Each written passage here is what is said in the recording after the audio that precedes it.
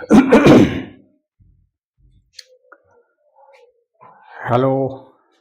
Students.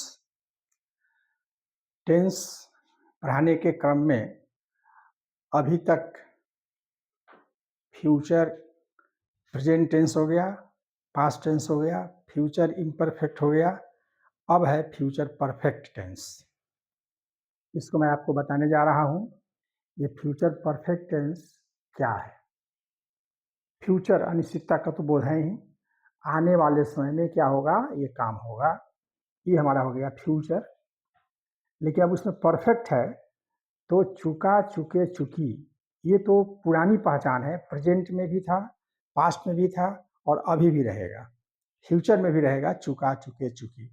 लेकिन चूंकि ये फ्यूचर है इसलिए इसमें गा, गे, गी का होना जरूरी है। गा, गे, गी, गी, गा, गे, ये सब रहना जरूरी है, तब जाकर के फ्यूचर टेंस में आएगा।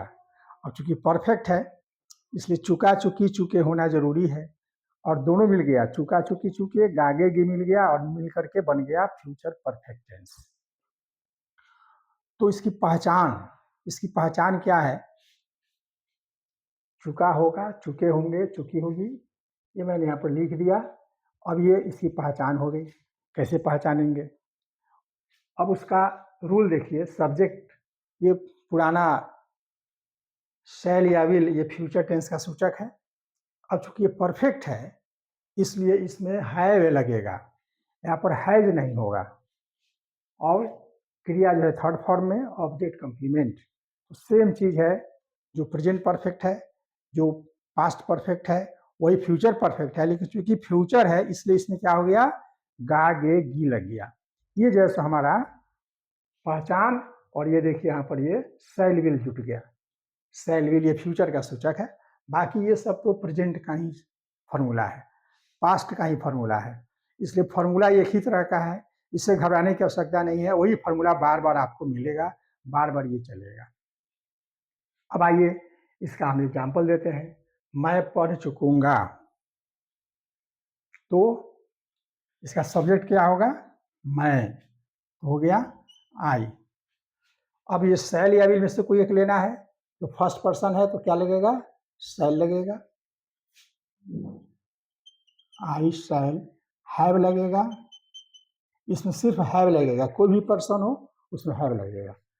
प्लस अब भी3 देना है तो पढ़ना इसमें क्रिया है, तो हो जाएगा रीड। लिखेंगे इसको रीड, लिखेंगे रीड, लेकिन पढ़ेंगे उसको रेड। हम लोग जा चुकेंगे, सब्जेक्ट हो जाएगा वी, हेल्पिंग वर्ब के नाम पर हो गया शैल, उसके बाद में हैव लगना जरूरी है। अब उसके बाद में जाना क्रिया है तो गो, वेंट, गॉन। गो का थर्ड फॉर्म हो गया गॉन, गो, वेंट, गॉन। सीता अपना काम कर चुकी रहेगी, तो सीता हो गया सब्जेक्ट, ये थर्ड पर्सन इसलिए लगा देंगे विल। इसके बाद आएगा हैव, इसके बाद आएगा भी3, तो समाप्त करना, तो फिनिश्ड। अब इसमें ऑब्जेक्ट होगा अपना काम, तो अपना का अंग्रेजी यहाँ पर क्या होगा, सी है सब्जेक्ट इसलिए क्या होगा, हर होगा,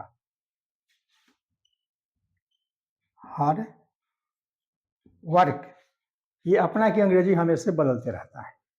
सब्जेक्ट थर्ड पर्सन है, सी है, इस वहाँ पर हर हो गया। अगर ही रहता तो ही हो जाता, आई रहता तो माई हो जाता। तुम परीक्षा दे चुके रहोगे, तो सब्जेक्ट हो जाएगा यू, उसमें लगेगा विल, उसके बाद लगेगा हैव, उसके बाद आ जाएगा क्रिया, वर्ब थर्ड फॉर्म में आएगा, तो परीक्षा देना, तो अपीयर माने होता है यहाँ पर appeared at the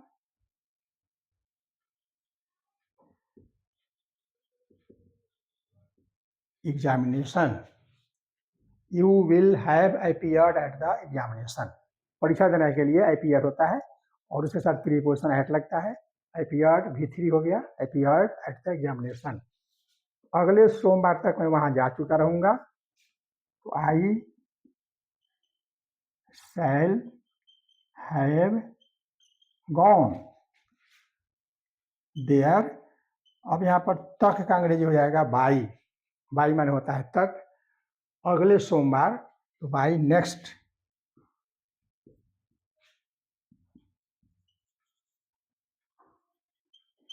next Monday. ये हमारा इसका जितना उदाहरण दिया गया उसका मैंने आपको बताया, समझाया।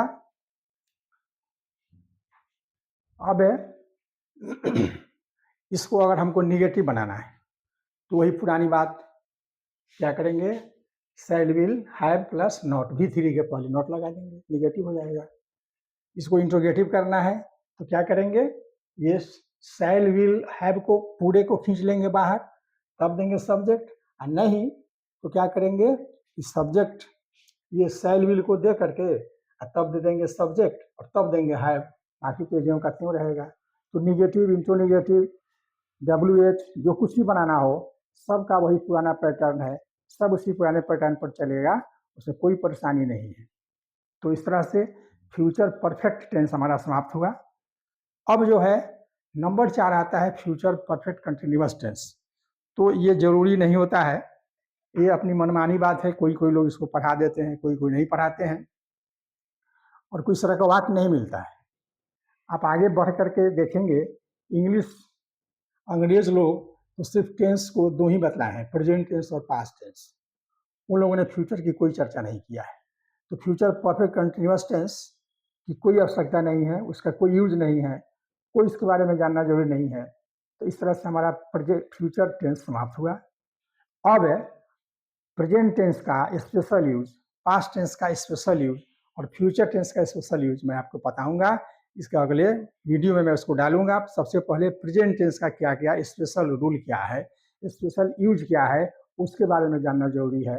अब ये चर्चा होगी अगले वीडियो में। तब तक के लिए जय हिंद।